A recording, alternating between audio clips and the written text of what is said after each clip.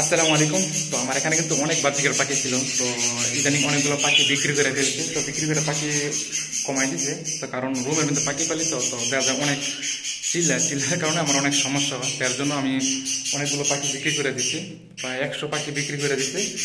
তো মোটামুটি আমার এখানে আরও অনেক পাখি আছে। তো কিছুদিন পর আরও কিছু পাখি বিক্রি করে আরও কিছু কমাই দেবো, হালকা কিছু পালবো।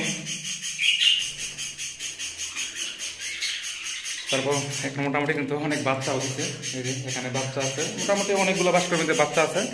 আর নিচে যে বাস্কগুলো দেখতেছেন, এগুলো জোড়াগুলো আমি বিক্রি করে ফেলছি। তারপরে এখানে 2-3টা বাস্কের ভিতরে এখনো অলরেডি বাচ্চা আছে, আর বাকি জোড়াগুলো আমি ধরে বিক্রি করে দিছি। তো এই পাশে কিন্তু আমার অনেক খাঁচা ছিল, পাখির অনেক খাঁচা ছিল, তো আমি সবগুলো বিক্রি করে ফেলছি।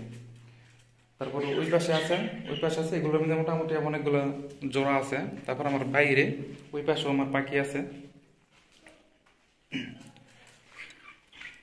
আর আমার নিয়ত আছে এই এখানে বড় একটি খাঁচা আছে, এটার মধ্যে এক দুটো কবুতর পালবো। মানে কবুতর পালার খুব শখ, এর জন্য ওই খাঁচাটা আমি বিক্রি করি নি, ওইটা রাইখা দিছি একমাত্র কবুতরের জন্য।